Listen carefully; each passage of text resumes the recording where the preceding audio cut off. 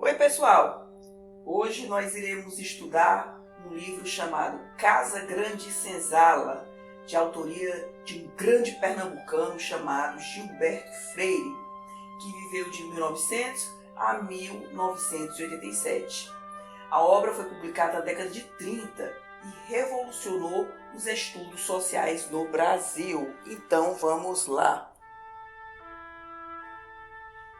Bem, há uma versão desse livro ilustrada simplesmente espetacular e eu coloquei aqui como dica de leitura para vocês.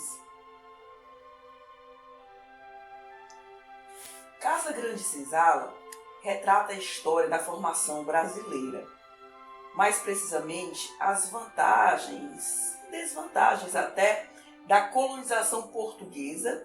Retrata também a zona agrária do Brasil, em que melhor se desenvolveu uma sociedade estilo semi-feudal, digamos assim. A partir do livro, compreende-se a lógica do chamado patriarcado. E o que é isso? Uma organização social antiga, por algum tempo existente entre romanos, hebreus e outros povos, em que o chefe da família detinha poderes absolutos ou quase absolutos sobre a prole e o cônjuge. Os servos, e aqui no caso do Brasil, escravos, integravam a propriedade, o latifúndio, no caso brasileiro. Os filhos do sexo masculino, mesmo casados, viviam sob a égide do patriarca, e isso é muito interessante. Essa obra de Gilberto Freire, ela é gigante simplesmente e é muito bem referenciada em outro livro excelente chamado O Povo Brasileiro, esse de autoria de Darcy Ribeiro. A partir do século XVI, quando os portugueses efetivamente começaram a colonização brasileira, interessante dizer que eles já detinham expertise centenária em relação à África.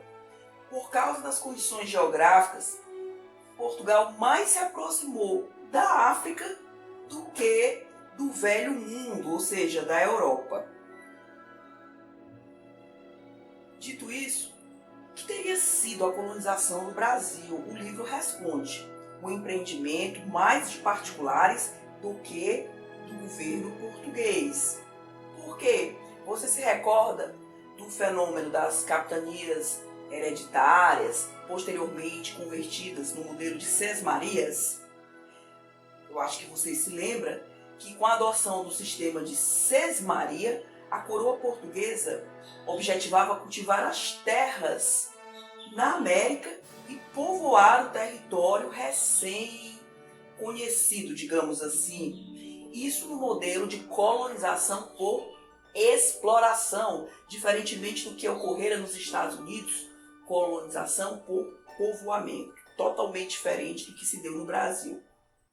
Explicando de outra forma, a sesmaria era um lote de terras distribuído a um beneficiário em nome do rei de Portugal, com o objetivo de cultivar as terras. O modelo se deu, em termos históricos, do século XVI até 1822. E esse modelo ruiu, digamos assim, com a independência brasileira. No contexto histórico do século XVI, o livro trata da questão dos intercâmbios culturais primeiros. O que é isso? A interpenetração das culturas branca, representada principalmente pelo português, e da ameríndia, representada pelas populações nativas do Brasil. Exemplos. Com os nativos, aprendemos o valor de muitos alimentos e plantas medicinais, entre elas o caju, cujo suco, bebido em jejum, era tido por excelente para o estômago. Você sabia disso? E olha que interessante, parece também ter influência indígena certas formas de poesia anônima, a exemplo dos romances de vaqueiros. Sobre a tradição indígena alimentar, ocupava lugar importante nos canteiros do norte o pirarucu. Conservado em salmoura, substitui o bacalhau e o charque. O pirarucu até hoje é intitulado o bacalhau brasileiro ou o bacalhau da Amazônia.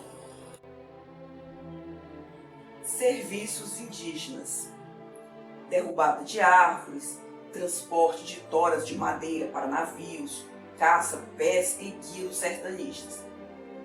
O livro explicita que os índios se adaptaram relativamente bem a essas lidas, não ao regime de trabalho dos engenhos.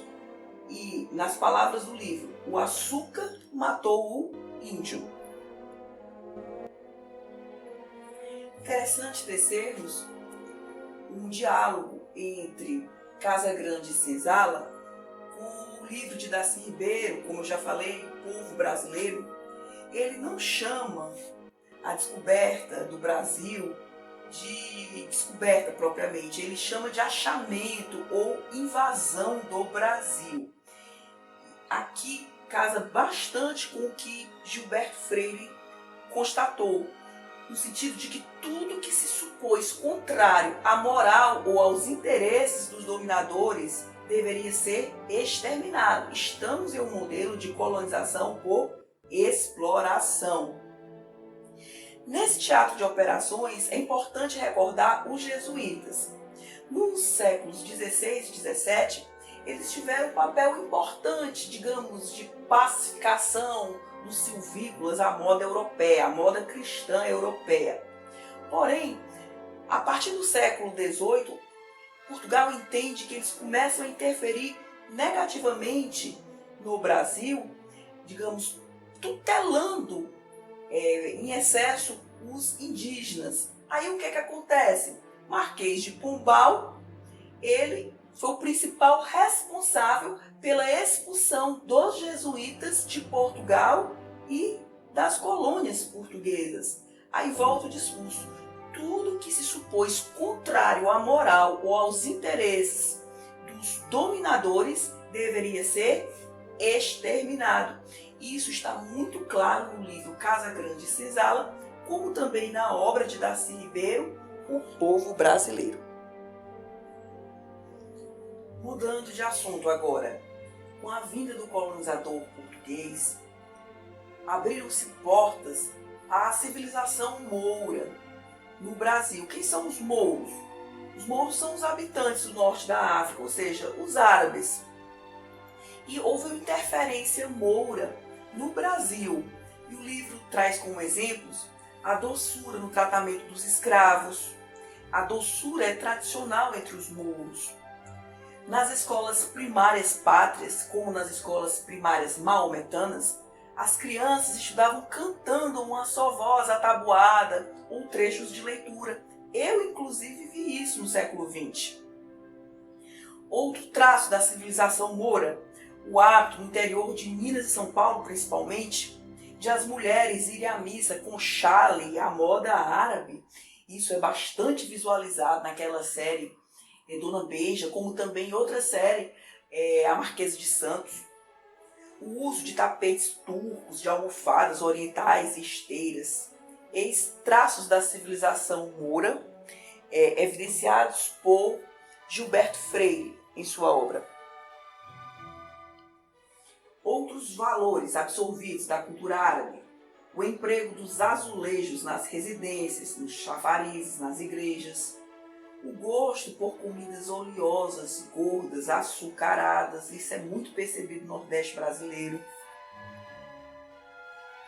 E olha que interessante, você sabia que o cuscuz é prato de origem norte-africana? Eu aprendi isso no livro Casagrande e Senzala. Cuscuz tão valorizado em solo nordestino.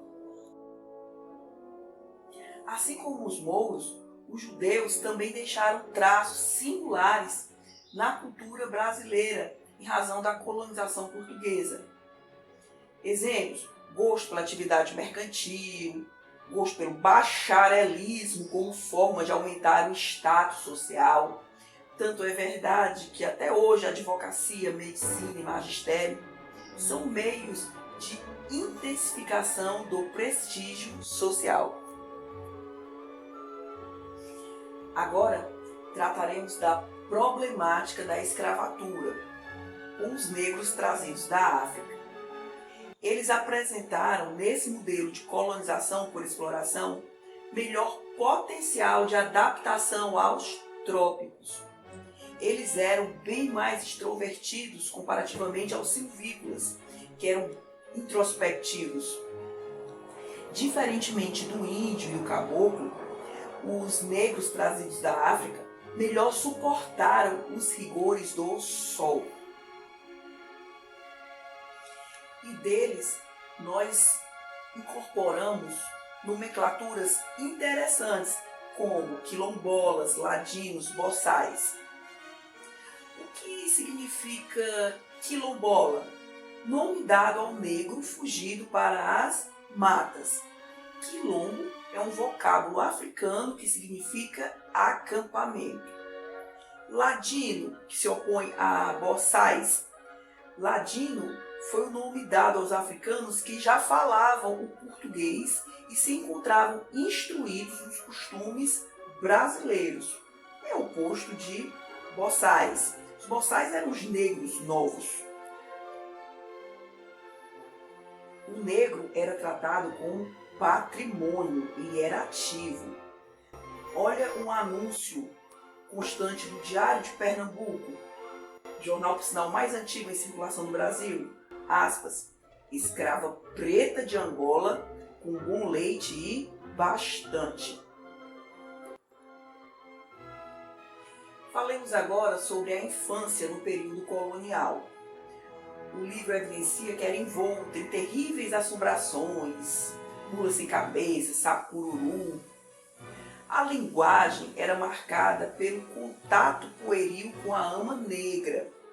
Daí temos os vocábulos dodói, neném, papato, uau, tetê, mané. Você sabia que o voto e o oxente nordestinos brasileiros possuem raízes africanas? E um excerto bastante interessante do livro é o que trata de semelhanças entre o Brasil das casas grandes e senzalas e o sul dos Estados Unidos da América. Assim, as moças e as donas de casa cá falavam em voz muito alta e atribuíam o fato ao hábito de lidar com os escravos. Essa era a alegação. Gilberto Freire evidencia que esse fenômeno também foi percebido com moças do Mississippi e do Alabama. Lá havia grandes propriedades com escravos. Falemos agora de casamentos no Brasil colônia. Muito comuns casamentos entre parentes, razão do apego entre as pessoas do mesmo sangue, aquele espírito de clã. Interessante dizer que na Escócia, clã significa grande tribo ou família com avós comuns. Dito isso, é fácil concluir o espírito do sistema econômico da casa grande e senzala. Nada mais se apresentava a divisão social entre senhores, ilustrados pela casa grande, e escravos, ilustrados, claro, pela simbologia da senzala. Vamos tratar agora da problemática feminina. As mulheres, no geral, casavam cedo, entre os 12, 13, 14 anos. Desde a primeira comunhão, as meninas deixavam de ser crianças, tornavam-se sinhás moças. Os casamentos nas casas dos ricos poderiam durar uma semana. Aos 20, já estava a moça solteirona. Se ela não casasse até os 20, era apelidada de solteirona. Essa condição, inclusive, é retratada literariamente. você observa esse fenômeno com a Ismênia, lá no livro Triste Fim de Policarpo Quaresma, do Lima Barreto. Claro que Lima Barreto não escreve no contexto do Brasil colônia, ele já escreve no contexto do Brasil República. Esse Triste Fim do Policarpo Quaresma possui ambientação na época do governo de Floriano Peixoto, mas essa condição feminina de ter de casar é bem ilustrada na obra maravilhosa O Triste Fim de Policarpo Quaresma, com a personagem Ismênia. Como ela não consegue casar, ela termina louca lá no livro. Machado de Assis também foi exímio observador da sociedade brasileira no tempo da escravidão. Curiosidades. No Brasil escravocrata, os enterros preferencialmente ocorriam à noite. Não é interessante isso aí? Os ricos, poderosos, naturalmente com muito luxo, os escravos, por seu turno, eram enrolados em esteiras e enterrados em cemitérios próprios. Para os negros dos serviços domésticos, existia uma hierarquia, uma divisão de trabalho. Alguns engenhos tomaram nomes de origem africana: Zumbi, Cafundó, Cabinda, Fubá. Regime alimentar brasileiro. A contribuição africana foi importante. Exemplos: azeite dendê, pimenta malagueta, quiabo. Vocês têm condição de imaginar o sofrimento dos negros trazidos da África. Essa saudade da África é tratada no livro com o nome de banzo. Houve negros que definharam de saudades de sua terra, que os levou à morte. Outros se matavam comendo terra ou via atos nocivos diversos. Em síntese, o livro é fundamental para compreender a formação social, os costumes, a culinária e a estrutura familiar do povo brasileiro, as disparidades sociais entre a casa grande, ou seja, os privilegiados, e a senzala, que eram os excluídos. A miscigenação deveria ser fator de união e equilíbrio do povo do Brasil, porque constitui a própria identidade. E essa é a principal lição extraída da obra. É preciso, portanto, resgatar a autoestima do povo brasileiro. A embriogenia da formação social brasileira consubstancia sua força e valor. E que lições você obterá com a leitura deste magnífico clássico? Gratidão por você prestigiar o canal Engenho de Letras Devagar e Sempre. Paz e bem. Até a próxima!